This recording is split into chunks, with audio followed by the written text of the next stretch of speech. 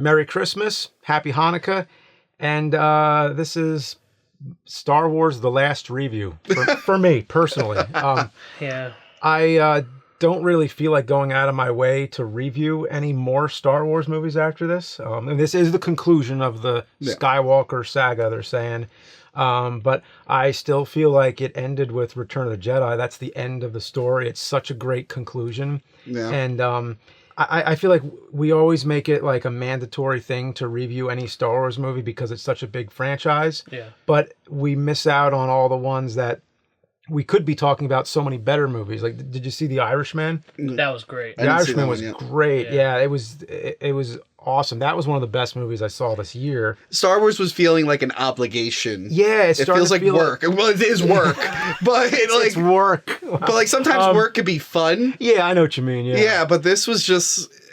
I'm done with superhero movies. I'm done with Star Wars movies. That doesn't mean I'm never going to see one again. Yeah. But it just means that it's a New Year's resolution of mine to not make this a priority to review any of these because there were so many better movies. I really liked Midsommar. I really liked Midsommar. Yeah, Midsommar was good. The new Shaft reboot. I was one of the only people who liked the new Shaft reboot. But Joker was awesome. Yeah, Joker was fine. Yeah. Rambo 5 was surprisingly really good. That was awesome.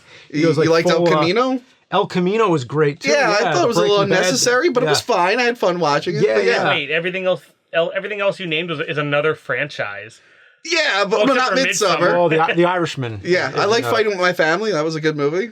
I'm not going to review any more Star Wars movies. Now, that is not a boycott of Star Wars or a protest of any sort to get people not to watch them. It has nothing to do with that. Mm-hmm. I give these movies my full blessing. Yeah. I think for the most part, they actually do a pretty good job. I think the new cast is great, and it's great for kids to have a Star Wars franchise. Do you think this Star Wars franchise is as long lasting and inspiring as the original trilogy was to the kids growing up with it? I really doubt it. I might say no, because I remember when Force Awakens came out, I took my little cousin to it, and she loved it. She loved Rey and everything. She was real into it, and I remember she saw Last Jedi, and I'm like, what did you think? And she was like, yeah, it was okay. So like, I think some kids might have just jumped off. Well, it also helps when the second movie, like Empire's, better than the first one. Yeah. It gets more people into it. Not worse than the first one. Then it's like, oh, yeah.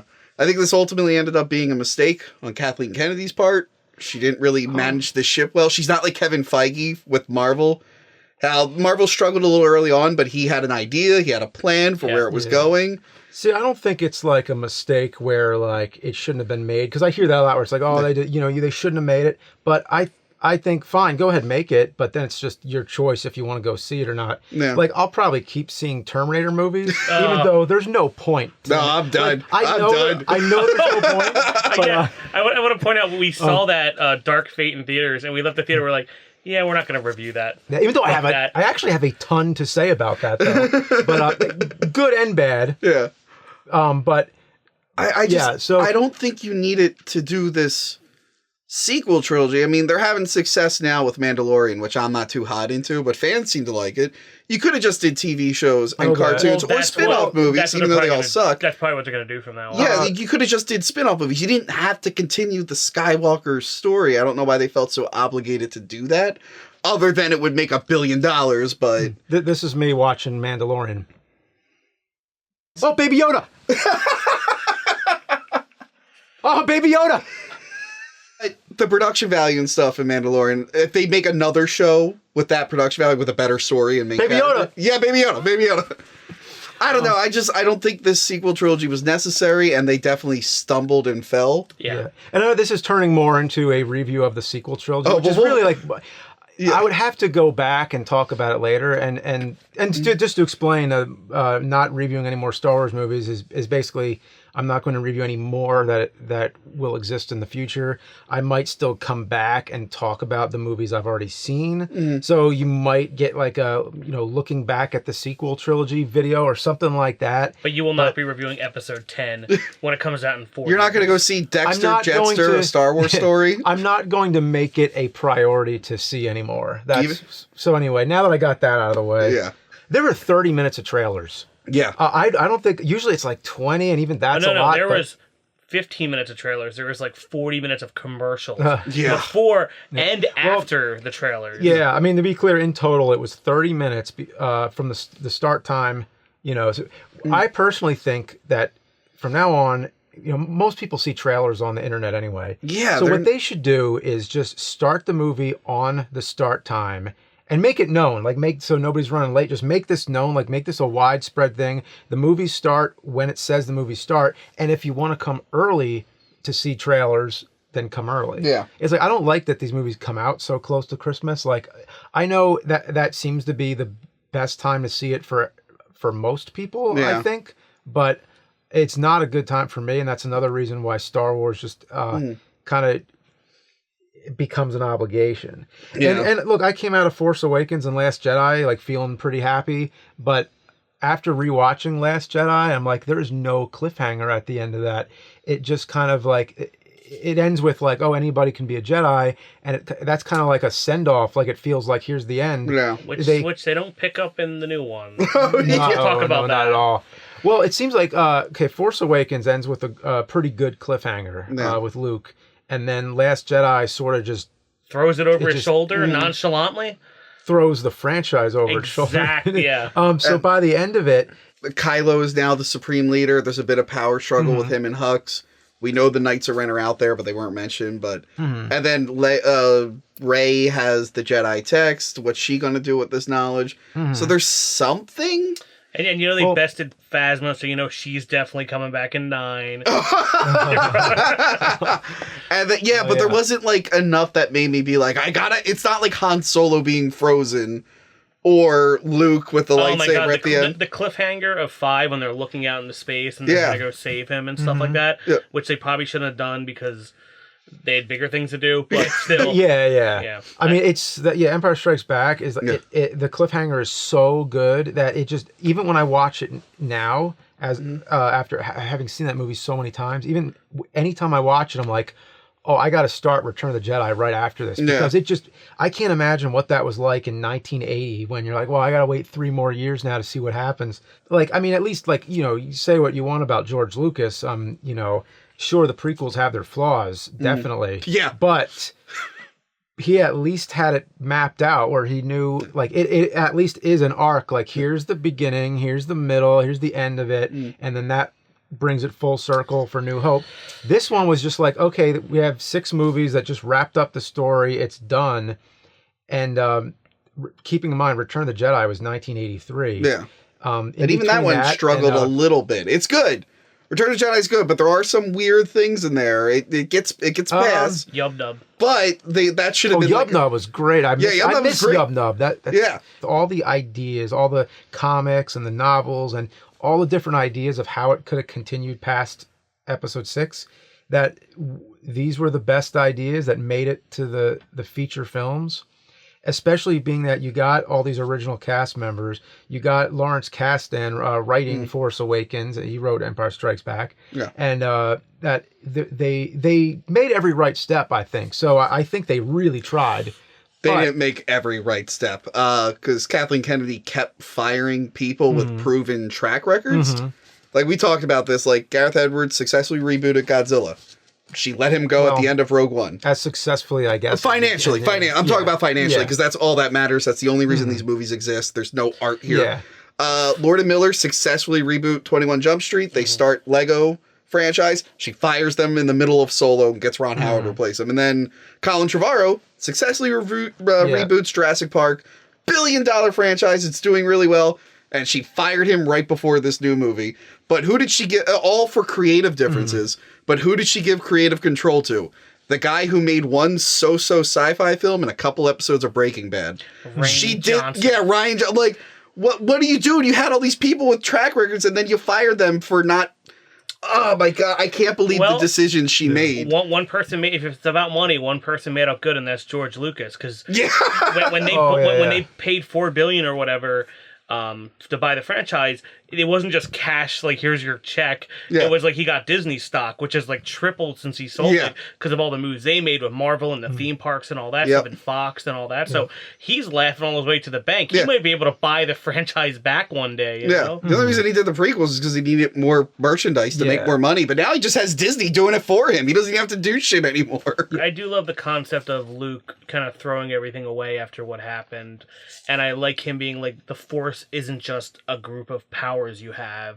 It's this overriding thing, and there shouldn't be good guys or bad guys for it.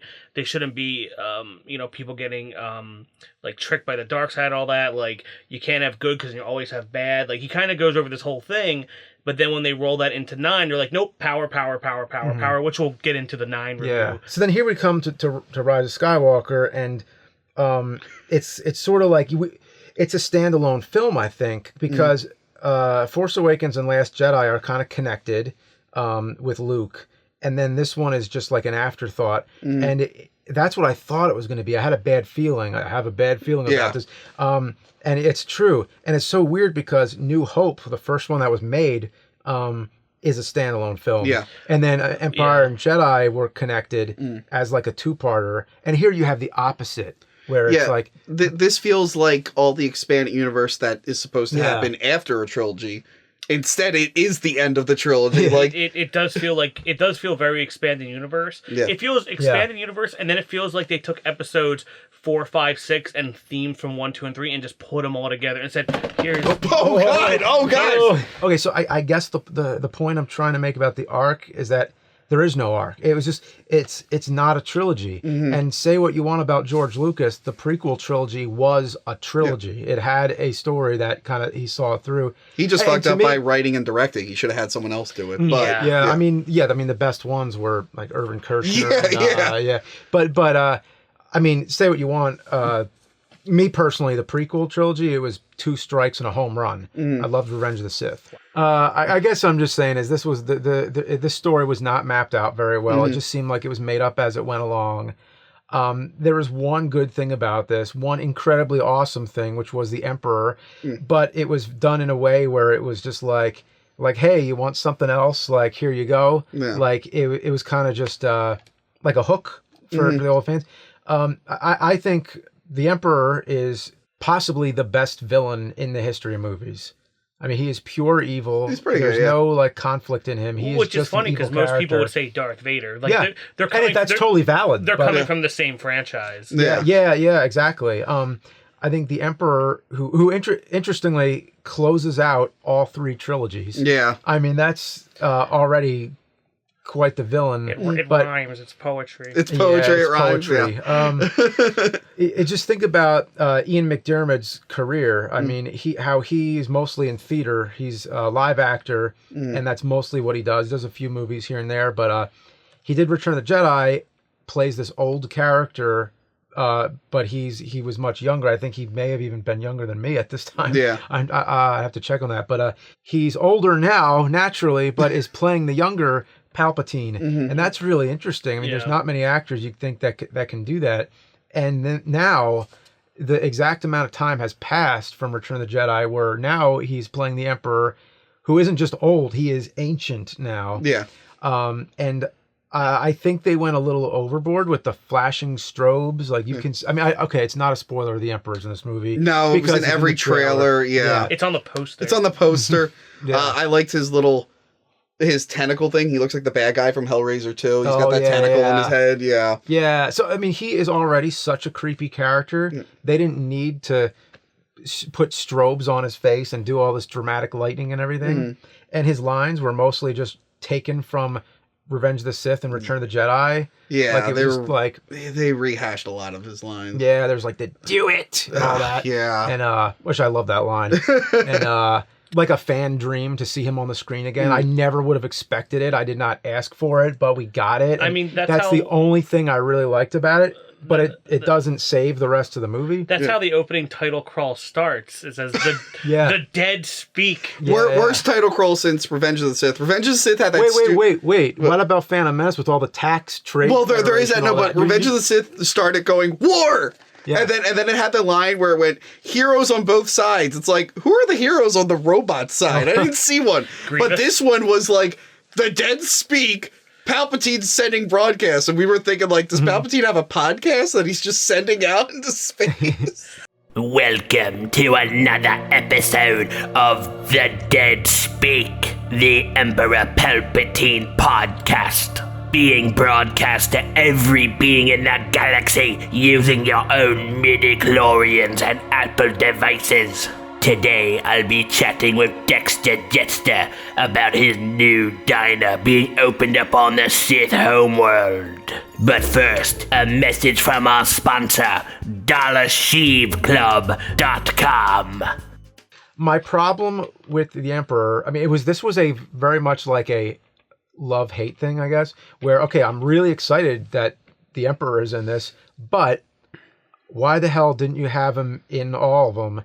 Or have Snoke just be the main villain and build him up and have him be in the final movie. So do one or the other. Either build up a brand new villain or just give us the old one. This kind of was like, okay, by the second movie, by Last Jedi, it's like, oh yeah, let's just kill Snoke. And then the last one, let's just bring in the Emperor because that's what everybody wants. It was just weird. Like it was this weird... Because they have nowhere else to go and they had different writers on different things. I believe... Rain Johnson was already working on a script for 8 before 7 even came out. Which is not a way to do it. They had no idea what they were doing. Yeah. And with that said, how the Emperor just seemed like a total afterthought in the last movie. Oh, he's the puppet master. He was the one who was, in charge all along. Well, there are scenes with Carrie Fisher in it, which is awesome to see her in it. And as we all know, they filmed it before she passed away. Obviously, what I mean to say is it was done during Force Awakens, and they were scraps.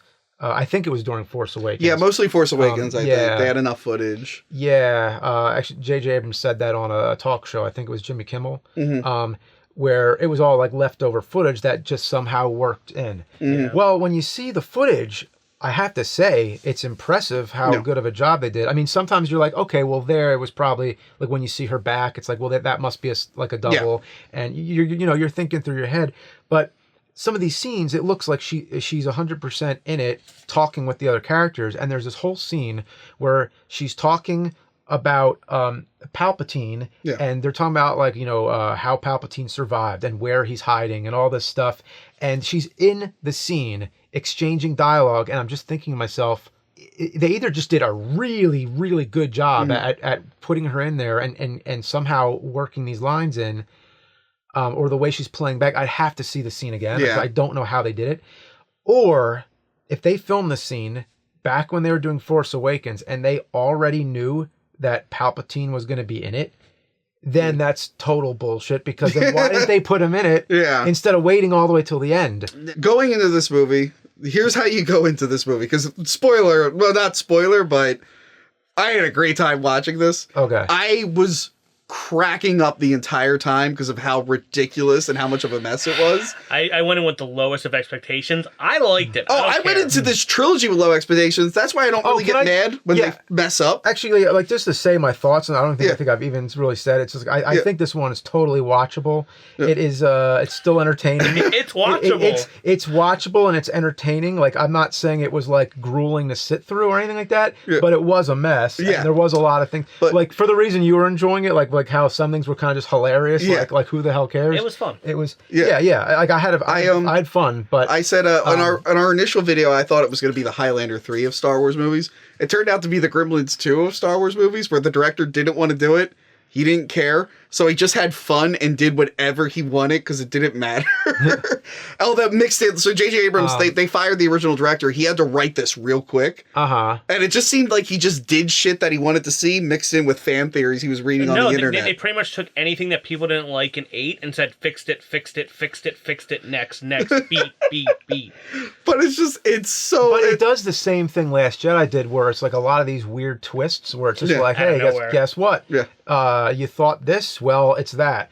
Which is fine. Okay, be unpredictable. But this one is just like, it seems like, it's just doing like the craziest, most wildest things. It's like, I mean, we've used the word mess. Yeah. A mess is when you you come downstairs and find that both of your cats puked on the floor. You're like, that is a mess. But this is more like, you just puked it right in the water bowl. Why'd you do that? Why'd you puke over there? Like, it's just, there's strange decisions. And I don't want to say specifically what they are because they'd be spoilers. Yeah. We'll get to that later. So I guess my final thought on, before we get in the spoilers of episode 9, was the JJ trilogy. I think their goal, to me, was to either be better than the original trilogy, which there's no way they could ever do that. When was that ever anybody's goal? Well, that's what there should be. Yeah. You don't just make stuff to make stuff. Wait, hang on. Let's explain this. Right. Wait, to make it better than the originals? If you're making... I guess an example of this is I find Mad Max Fury Road to be better than the original movies. And if you're going to try, at least aim for the fences, like do as good as you can, try and be better than your source material because you have so much time and more budget and all these things that you could rely on. What if it's like one of the best movies ever made? Like Star Wars. Yeah. They already did that with the prequels and it was a disaster. Yeah. There's only two things that could have happened that make me excited about these movies. Is to be better than the originals or be worse than the prequels, and it did neither. I like Kroll. I think Kroll's better than all of these. The movie Kroll, I think, is way better than the prequels and the sequel trilogy. If I could watch Star Wars, then I'd rather watch Kroll over anything. The Glade was in Ready Player One, and so was Shining. Yeah, anyway, I think we just have to get into the movie now. It's a long, rambling review. It's what it is. It's like I'll chop it down, don't worry. Yeah. All right, so now we're in spoilers. I have some notes here. Hold on. So, Palpatine, first off, I don't think he should be back. I know we all love him, but the whole point of his character was that he was overconfident, and that was his downfall. And I wouldn't think that I think that character believed in himself so much to a fault that he wouldn't even have a clone or whatever. They don't mention how he came back. They suggest a clone. So which was in the comics. Yeah, which was in the comics. So Palpatine made Snoke, and he has a barrel of Snokes. Yeah, the barrel. Kylo Ren walks into his temple, and there's just like, you just see these jars with Snokes in them. And it's like, oh, he made more than one? What? So, spoiler, Rey is his granddaughter. That was ridiculous. That was because everyone hated the twist. I like that she was no one in Last Jedi, but... Yeah. And it's funny, everybody wanted her to be Luke's daughter. I wanted her to be no one. I was annoyed with the fan theories. I was annoyed that it was a mystery in the first place because I'm like, not everyone has to be related. Wait. Here's a question. Other than Vader being Luke's father, has any of these secret reveals have been as good as that? Leia being his sister? No, not as good, but still. I think by the time we found out that Boba Fett's dad was Boba Fett, I think we should have ended the secret relationships. I think it ended there. Anyway, so Palpatine's his granddaughter, which leads me to the question, who did Palpatine fuck? Palpatine's a grandfather. Grandfather. Yeah. Okay, so Palpatine fucks. Yeah, Palpatine fucks. Wait, did Palpatine fuck or did Darth Sidious fuck? Whatever. Palpatine. So now I'm wondering. Well, the thing is, being the age, being that it's like her grandfather. Yeah. This would have to have happened sometime much later. So after, like, I'm saying, like, after Return of the Jedi, or I guess he could have had a daughter around Return of the Jedi. I guess it's possible. Yeah, so it's like. But here's my question. In the prequels, when he was the Chancellor or whatever, we always saw that he was with a bald lady and a blue horn guy. I want to know if one of them's the mother. Is it the blue horn guy? That could be a girl. We don't know anything about that alien. Or is it the bald lady? Well, it has to also be somebody who at least somewhat looks like Daisy Ridley. Because you know how she like kind of resembles Natalie Portman? A little bit. And it makes sense where it's like, if she... That's why a lot of people thought maybe she's Luke's daughter or granddaughter, that she's in the Skywalker lineage. And... I will say this, she does have a British accent for no reason, so it's probably one of the commander people or whatever on like a Star Destroyer or something. There's a bunch of MacGuffins in this movie. Oh, especially in this whole trilogy. Yeah, well, especially in this movie, you got like the little things that they have to get, the little cubes. Yeah. The finders. Yeah, the finders. They have which I like. That feels very like... Knights of the Old Republic. We got to find how to get to the Sith homeworld. It feels like too much like a video game, though. It is a video game. Yeah, everything's a video Star game. Wars. I do like that they have the Crystal Dagger of Gandar. I just did a whole video on the Crystal Dagger of Gandar, and that was a very important thing. Check it out. I'm happy they released a new droid. They have Dio, little holy diver himself. I was just gonna say they named It's him Dio. Dio. Well, Dio. I think that it's like D10 or whatever. That thing, fuck Baby Yoda, fuck BB-8. That thing is adorable and hilarious, and it actually talks. I like that fucking robot. I like that not a lot of people like the Rose character from Last Jedi. Yeah. Some people were really mean to the actress. I'm like, that's really? a little mean. Yeah, The character's lame, but she quit social media. yeah. But like they clearly, the response to that in this one was like, hey, so Rose is still going to be around, but she's going to do nothing. She's going to be in the background of scenes. Because I thought her and Finn were together now, but then he's with the one horse girl. Yeah, they gave him another girl. And then they keep making hints that he's going to be with Rey, like, hey, Rey, I have something to tell you. And then they never go down that plot path. Yeah. C-3PO, they treat him like shit. Yeah. And I think this is a response to Solo, because everyone hated that robot in Solo that was like, we gotta free droids and whatnot. L337. Yeah, everyone hated that one, so they're like, nah, fuck it. Droids suck. Shut up. Like, no one gives... I miss people being mean to C-3PO. Okay. Because I remember when he constantly throughout the movie, he's like, don't worry, guys, I'm alive, and no one cares. That's a good point. Yeah, 'cause a lot of the comedy came from, like, shut him up or shut him down. Yeah. Like, they don't treat him like a human because he's a robot. Yeah, and then Solo tried to make you feel guilty about that. I'm like, no, it's fine. It's a robot. Yeah, because he shouldn't have feelings being a robot, but he, like, sort of does. I mean, it's kind of weird. But so there's one scene where they try to get the information out of him because he is the only one who can translate the Sith language, but he can't do it unless they reset him. So they reset him, and his eyes go red. Yeah, and his head's jerking around, and he's speaking it like it was like a scene out of The Exorcist. Yeah, and there are a lot of scenes in this movie that are really dark. Like inside the ruins of the Star Destroyer, and then a little too dark. It was hard to see in some shots. Oh yeah, yeah. I had trouble seeing in theaters. Well, nothing like Solo. No, not as bad as that, but yeah. And so there's a lot of like horror looking scenes. So I think it would be great if somebody cut together a horror trailer. Somebody please do it. Yeah. Do it after the movie's like on Blu-ray or something. Don't do it illegally. Don't you mean like do it? Do it. He finally brings his Knights of Ren in, who were supposed to be other Jedis, but they don't do any Force stuff. Yeah, because they're supposed to be the people that he took from Luke's training camp. But they don't do anything. They just have sticks. they're just tough guys. They got swords. Kylo Ren is a violent murderer still. A man who murdered women and children and families, was part of a multiple genocides. But at the end, he gets redeemed, and then Rey makes out with him. Kind of like Padme had to listen to Anakin murdering a village and then go, he's the one for me. I'm like, way to ruin Rey. I'm like, guys, Rey, I mean, people probably already hate her, but I'm like, Rey, that is a mass murderer. They don't make out. Yeah, she kisses him at the end. Does she? Yeah. Yeah. I mean, I can understand if your memory blanked. I blacked out. Yeah. And this feels like if he gave like a kid his own Star Wars movie, because at the very end, it's like Palpatine just for some reason has millions of followers who all have ships.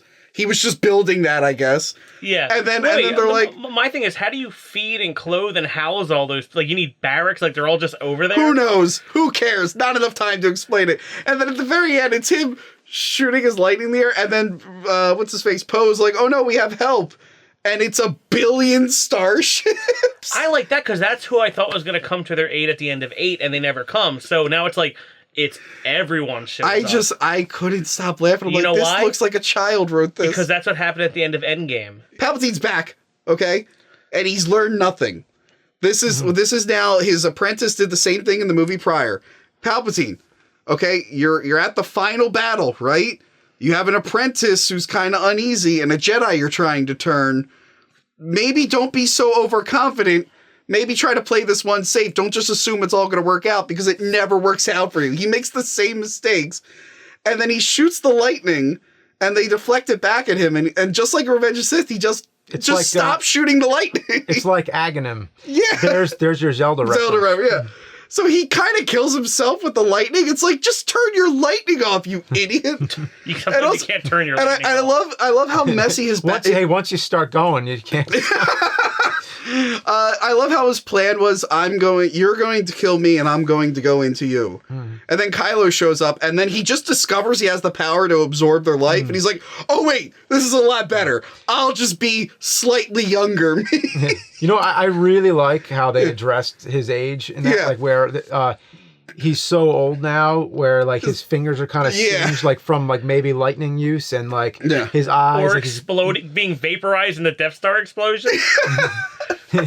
How are there pieces of the fucking Death Star? I saw what happened to it. Yeah, we all saw that movie. It was completely eviscerated, and then they're like, oh no, a giant chunk landed in the water. Yeah, that's kind of like, oh, there's a piece of Starkiller base. What are you talking about? It turned into a fucking sun.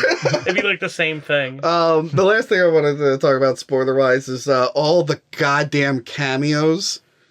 There were so many cameos in this. You're talking about Harrison Ford. Oh yeah, Harrison Ford. That was so. When that happened, I turned to Tony and was like, I don't know what the fuck's going on anymore, because he's not a ghost. It's his memory. But it's not a memory. It's like it's a new scene. It's some Force vision. I don't know. Delirious. Yeah, you forgot about Force vision. Yeah, it's a Force vision. But he's dead, and he's not a Jedi, and he never had powers, and he's not a ghost. What is it like?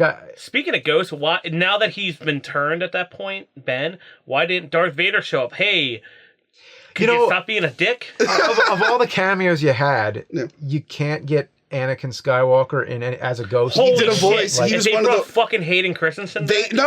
He was one of the 10 million voices that talks to Rey at the end. They got Ewan McGregor, Sam Jackson, people from the cartoons. They got everyone to do a voice at the end. All like really quick. Yeah, so it's like. As much as I hate to say it, I do like the concept of all the Sith being in him and all the Jedi being in her.